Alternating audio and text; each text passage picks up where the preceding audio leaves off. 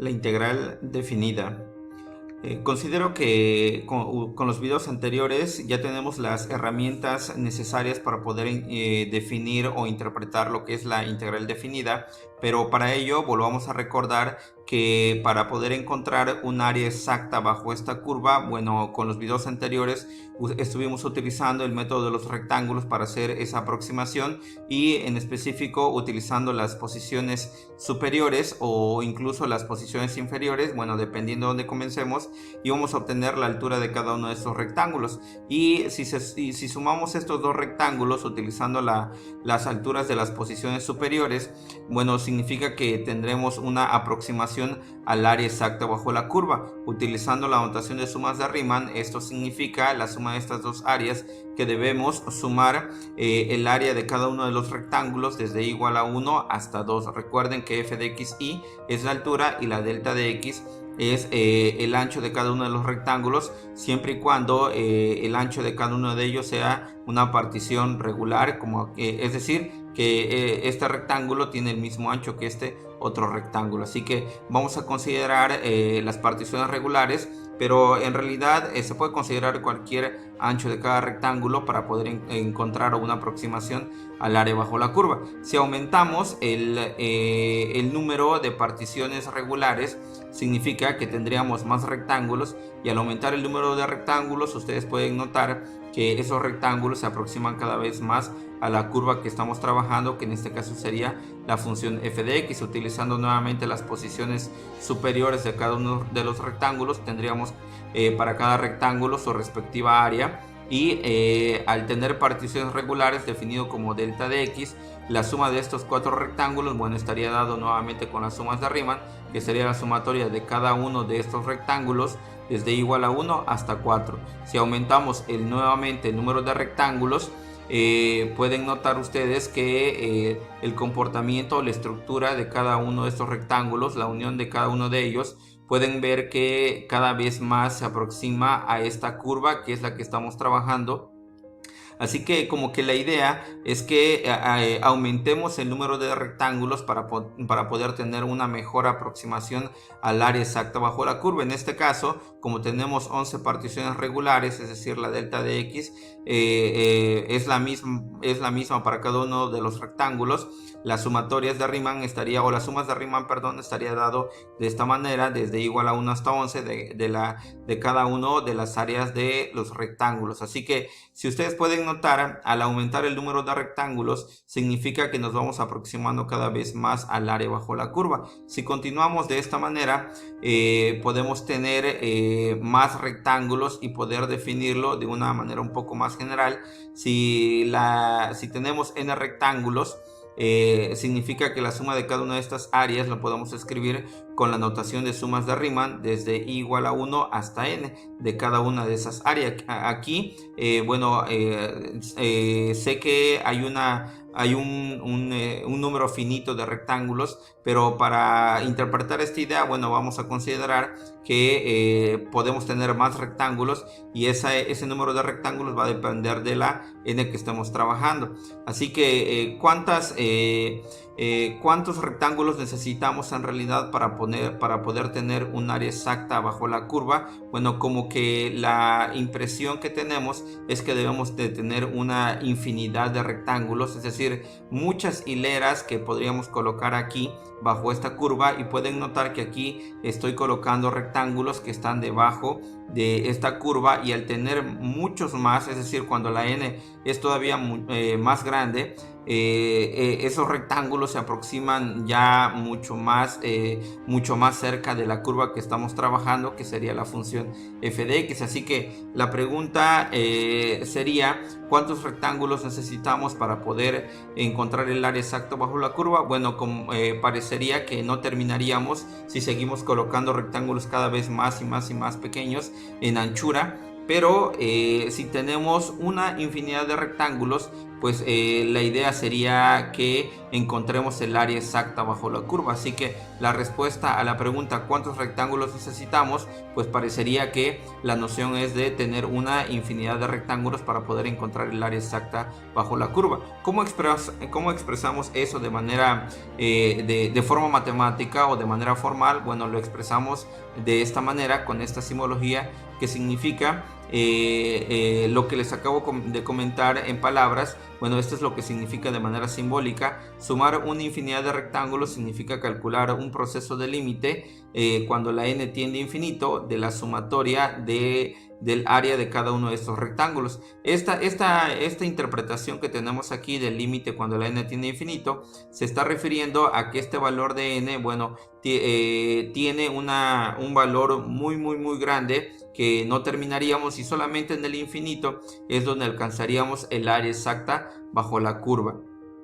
Así que esta fórmula que acabamos de encontrar aquí, que es la suma infinita del área de rectángulos, en realidad esta expresión significa la integral definida, y en realidad su definición estaría dado de la siguiente manera. La integral definida, si f está definida en este intervalo cerrado AB y existe este límite que acabamos de interpretar, entonces se dice que la función f es integrable en el intervalo cerrado AB, y el límite, este límite que tenemos aquí, se denota comúnmente con esta expresión. Esta expresión significa el límite de la sumatoria del área de cada uno de los rectángulos cuando la n tiende a infinito.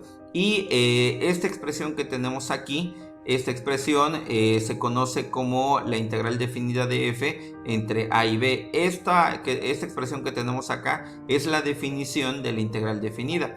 El número a que podemos encontrar aquí es llamado el límite de integración inferior, y este número b que tenemos aquí, que es parte del intervalo que estamos trabajando, se le conoce como límite de integración superior. Así que esta expresión que tenemos aquí es exactamente lo mismo que tenemos aquí. Esta es la definición de lo que significa esta expresión, que en otras palabras significa la integral definida, y es así porque, bueno, está definida en el intervalo desde a hasta b, trabajando con la función f de x. Así que cuando veamos esta simbología, en realidad lo que significa es calcular este proceso de límite de las sumatorias de áreas de rectángulos cuando la n tiende a infinito. Así que utilicemos esta definición para comprender el área exacta bajo la curva de la siguiente función. Ya en los videos anteriores ya ustedes conocen esta función, la función f de x igual a x más 2, y que está definida en este intervalo de 1 hasta 7. Así que vamos a utilizar la definición para calcular el área exacta bajo la curva, comenzando con los pasos que ya conocen. Lo primero es graficar la función f de x, x más 2, en este intervalo, que ustedes recordarán que es esta línea recta que va desde 1 hasta 7.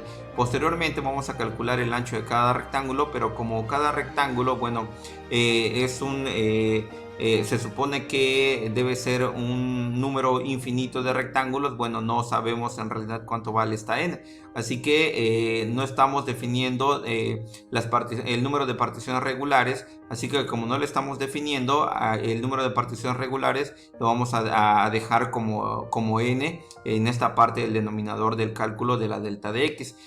Recordemos que aquí arriba tenemos que restar el límite superior, perdón, el límite de integración superior menos el límite de integración inferior. Lo estoy llamando así, bueno, ya por la definición de la integral definida. Así que aquí al simplificar esta expresión, en realidad el número es 6 sobre n. El tercer paso, recuerden que es calcular la posición de cada uno de los rectángulos utilizando esta expresión xy. Así que sustituyendo el valor de la a, que en este caso es 1, y la delta de x que acabamos de calcular, que ahora de manera general es 6 sobre n, este valor de la y, no olvidemos multiplicarlo por la y, pero aquí el valor de la y estaría, bueno, iría desde el número 1, continuaría con el 2, luego el 3, así sucesivamente hasta llegar hasta el número n. Recuerden que la n no está definida en este caso porque estamos calculando el área exacta bajo la curva. Posteriormente, en el paso 4, recuerden que debemos calcular la altura de cada uno de los rectángulos en cada posición, en este caso comenzando con la posición superior, que es x1. Siempre comenzaremos para los casos o estos ejemplos a partir de x1, y la función que nos están dando es esta función x más 2. Recordemos que en el lugar de la x sustituimos xy, y esta xy es este binomio que tenemos aquí, lo sustituimos en la función y tendríamos esta expresión 1 más 6 sobre ni más 2. Este 1 más 2 lo podemos simplificar y tendríamos como resultado 3, es decir, 3 más 6 sobre ni. Este es un binomio que vamos a utilizar para poder calcular ahora el área aproximada bajo la curva utilizando las sumas de Riemann.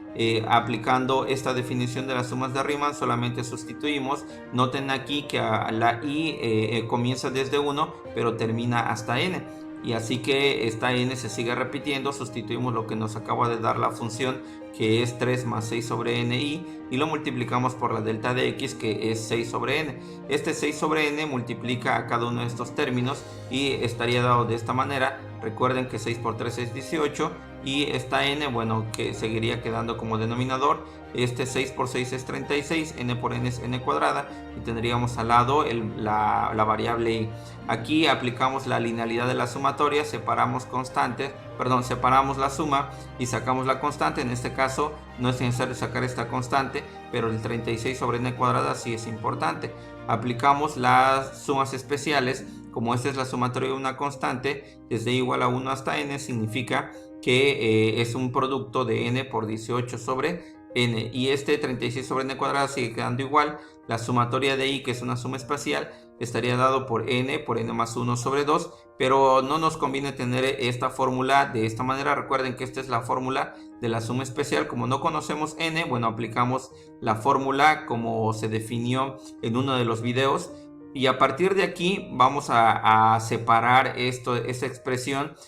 Al multiplicar n por n tendríamos como resultado n cuadrada, y al multiplicar n por 1 tendríamos como resultado n. Al dividir cada uno de esos términos entre 2, bueno, tendríamos estas expresiones, que sería n cuadrada sobre 2 más n sobre 2. Aquí, a partir de aquí, esta n al multiplicarlo por 18 sobre n, esta n que multiplica entre esta n que divide, bueno, se eliminan, y lo único que nos queda sería el 18. En realidad no se elimina, ya que, bueno, en otras palabras es que n entre n es igual a 1, pero comúnmente decimos que se elimina. Aquí sucede algo similar. 36 medios estaría dado como 18, pero n cuadrada entre n cuadrada es igual a 1, así que esto es como si se cancelara, y 36 medios nos daría como resultado 18.